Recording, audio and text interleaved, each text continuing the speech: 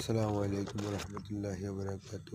আমি মন শহরে আমার রুমের পাশে সবজি বাগান করেছি। দেখুন, বহুত দিন যত্ন করার পরে এই ফলাফল পেলাম।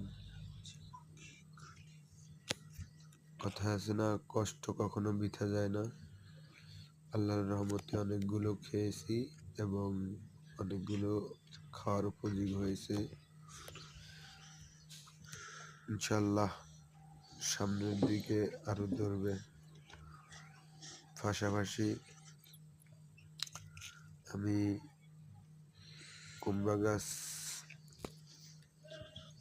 কুমড়া চাষ করছি। এখানে এখনো ধরে নাই, ছোট ছোট অনেকগুলোই আছে। দেখুন, এই বীজগুলো আমি বাংলাদেশ থেকে নিয়ে আসছি।